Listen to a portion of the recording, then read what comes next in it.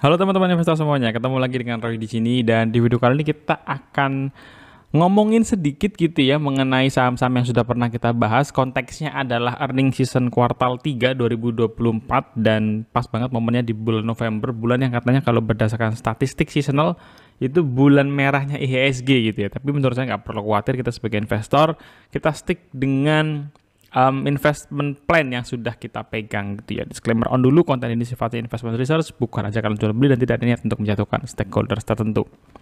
Oke, saya mulai dari sebuah pertanyaan, kalau lagi marketnya merah kita ngapain sih gitu ya.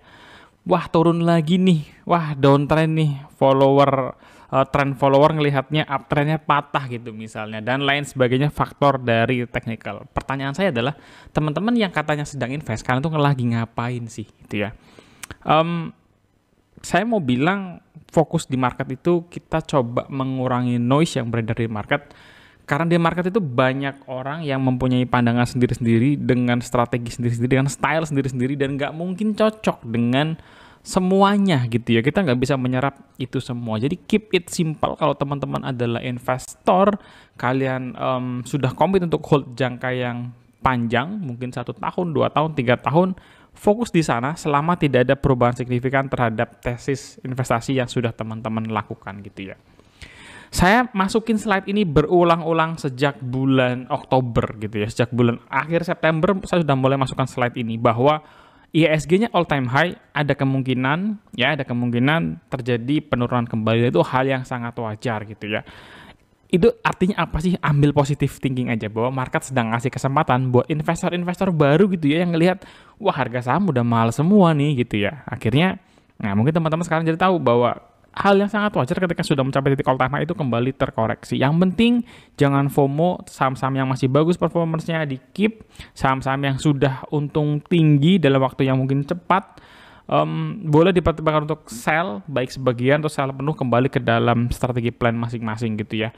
Dan salah satu hal yang masih menguntungkan pasar Indonesia saat ini adalah harga-harga komoditas yang mulai bergerak naik kembali dan cukup sustain bertahan di harga-harga yang menguntungkan. Nah belakangan ini kita kembali disajikan dengan berita-berita yang konteksnya adalah jangka pendek volatilitas market, dan kali ini bertanya mengenai investor asing yang sahamnya yang banyak jualan saham gitu ya, dijual terus. Nah, pas banget sebenarnya konteksnya dengan pembahasan kita di earning season kuartal 3, di mana earning season itu seringkali teman-teman dijadikan oleh para pelaku pasar itu sebagai pembuktian apakah ekspektasi kinerjanya itu sama dengan aktual result yang dirilis oleh emiten-emiten tersebut gitu. Jadi ada dua kemungkinan. Kalau ekspektasinya tinggi tapi kinerjanya jelek, biasanya harganya terkapar, jatuh gitu ya, dibuat turun. Tapi kalau ternyata ekspektasinya dijawab dengan business performance bagus, biasanya harga sahamnya loncat gitu ya. Nah, kita coba bahas dalam saham-saham kali ini. Nah, sebelum kita pindah ke sahamnya, kita juga perlu tahu sih sebenarnya kalau kita lagi invest, nanti saya akan bahas satu video khusus mengenai memilih saham versi saya atau ala saya gitu ya. Dengan 3 hal ini, perusahaannya bagus, harganya bagus, momennya bagus. Kalau 3 hal ini teman-teman bisa penuhi 2 saja ya. Buat saya sih, sepengalaman saya di market ya, udah ya belum puluhan tahun tapi 2015 ya, 9 tahun, 10 tahun. Buat saya sih most likely kalau teman-teman bisa lakuin 2 hal dari 3 hal ini, teman-teman tuh kalau misalkan minus pun, minusnya tuh nggak parah gitu ya, nggak nyangkut, nggak gimana-gimana, dan cepat recovernya kalau marketnya kembali membaik gitu ya. Nah itu tadi intronya sebelum kita mulai masuk ke saham-saham yang sudah pernah kita bahas, earning kuartal 3-nya ya 2024 ini seperti apa. Saya start dari emiten banking dulu, big caps yang satu ini yang mungkin teman-teman juga pada nge-hold gitu ya, tidak untuk mencari begar-begaran tapi untuk mencari dividen, nyari capital gain 20-30% dengan alokasi yang lebih besar daripada saham lainnya, mungkin strategi seperti itu. Buat saya emiten banking itu bukan tahun yang bagus berdasarkan 9 bulan pertama, tetapi masih very solid. Ya teman-teman lihat di sini. Kalau teman-teman lihat misalkan kayak BBCA, dia kelihatan yang cukup strong gitu ya. Year on year-nya BBCA saja masih bisa mendapatkan laba bersih naik 2 digit. Ini satu-satunya dibandingkan dengan 4 bank besar yang kita bandingkan ya. BBCA, BBRI, BMRI, dan BBNI. Kalau teman-teman melihat dari sisi total pendapatan, maka sebenarnya itu emiten-emiten perbankan itu masih cukup oke gitu ya. Hanya BBNI yang revenue-nya di 1 digit pertumbuhannya. Selebihnya masih dapat 2 digit. BMRI 2 digit, BBCA 2 digit, BBRI juga 2 digit. Yang membedakan adalah mengenai kemampuan emiten-emiten ini untuk mendapatkan pendapatannya. Makanya kalau teman-teman lihat, pendapatan bunganya si BBCA itu 2 kali lipatnya ya, 9,5% dari BBRI ya. BBNI malah turun. Kemudian untuk BMRI 3,8%, hampir 4%. Jadi secara performance memang BCA sangat solid, dia masih mampu mendapatkan pendapatan bunga bersih itu hampir 2 digit, beda 1% saja ya dari total pendapatannya secara kenaikan year on year-nya.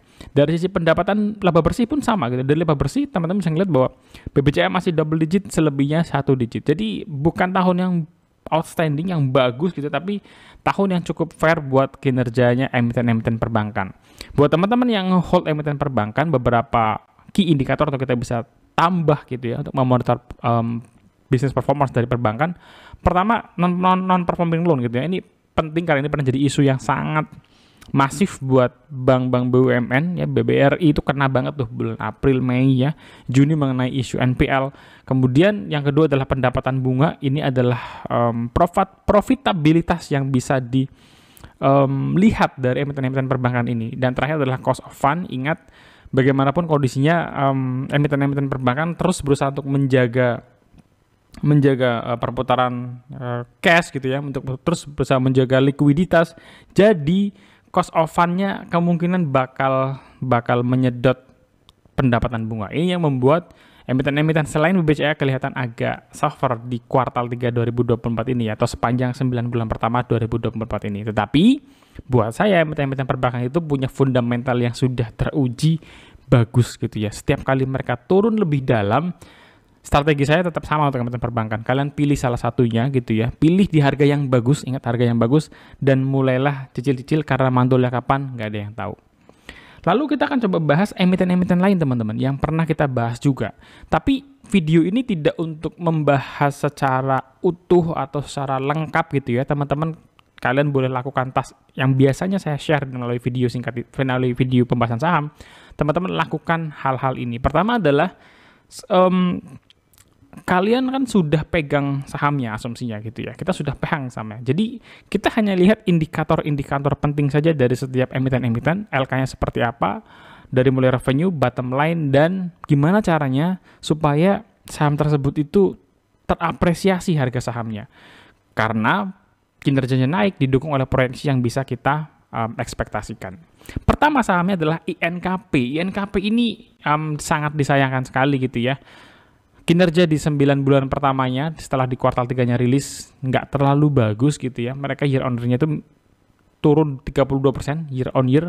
Dari sisi laba bersih, kalau teman-teman lihat dari sisi revenue minusnya 12%, artinya secara pendapatan sebetulnya turunnya nggak jauh, tapi ada faktor-faktor lain dan yang mempengaruhi salah satunya adalah faktor rugi kurs gitu ya. Jadi teman-teman jangan langsung lihat, biasanya berita itu cenderungnya langsung laba bersihnya INKP anjlok 32% gitu ya. Jadi keseringan media-media menggiringnya seperti itu. Bukan menggiring kali ya. Ya mungkin pemberitaan mereka sukanya seperti itu dan that's fine. Nggak ada masalah. Yang penting kita cek lagi.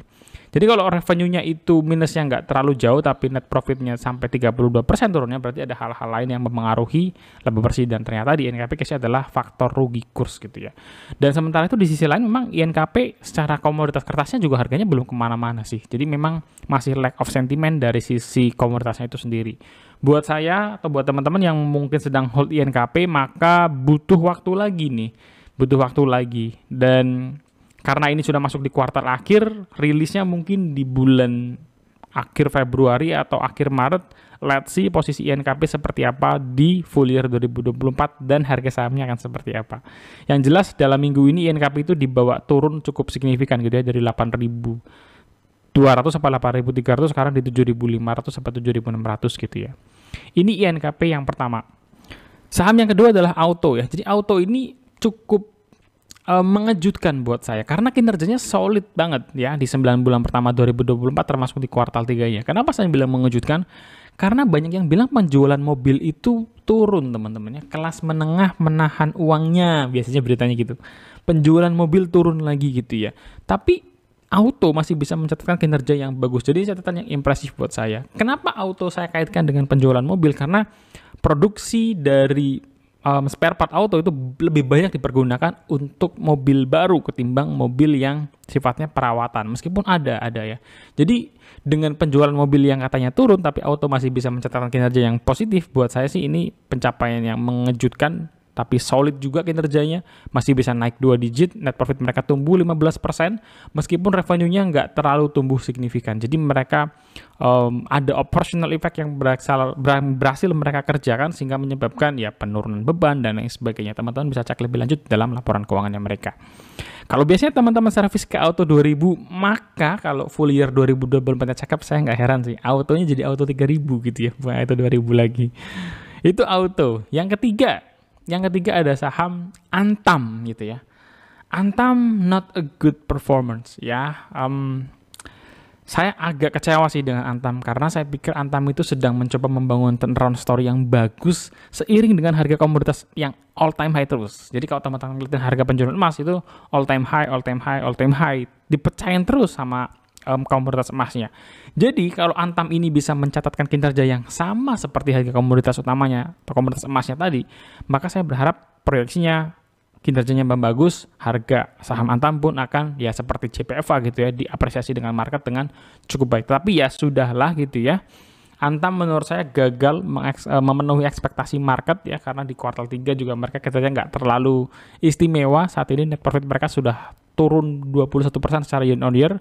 Meskipun revenue-nya naik tinggi. Nah, jadi revenue-nya naik tinggi nggak menjamin laba bersihnya bisa naik. Ya ada faktor-faktor operasional yang perlu di-improve oleh Antam ya. Saya baca-baca ada isu mengenai perizinan, operasional area wilayah kerjanya Antam dan lain-lain. Jadi hal-hal tersebut membuat beban pendapatannya menjadi bengkak dan nggak efektif gitu ya. Apalagi ketika ini kaitannya dengan komoditas yang harus digali, didapetin, kemudian diproses lagi dan baru bisa dijual. So Antam masih bisa di hold tetap karena harganya juga menurut saya sudah di level yang cukup enak untuk dikoleksi gitu ya, 1.300, 1.000 sampai 1.500. It's okay untuk mulai cicil-cicil kalau menurut saya. Dan catatan tambahan adalah net marginnya Antam yang begitu kecil gitu. Jadi ini PR nih, kita nanti lihat bareng-bareng di kuartal 4 atau di full year 2024 bagaimana performance-nya Antam ya dengan waktu yang tersisa.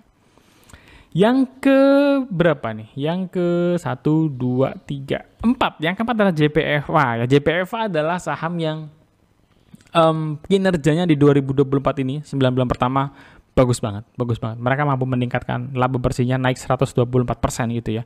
Jadi kalau kenaikan laba bersihnya naik 124%, ya kita berharap harga JPFA naik 2 kali lipat, it's okay gitu ya.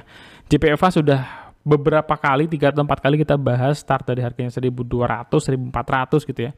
Ya kalau teman-teman punya harga average 1.300, 1.400, Japfa mudah-mudahan segera memasuki kepala yang baru ya, kepala 2000-an gitu ya. Sampai di 2.300, 2.400 buat saya itu udah capai target yang saya proyeksikan.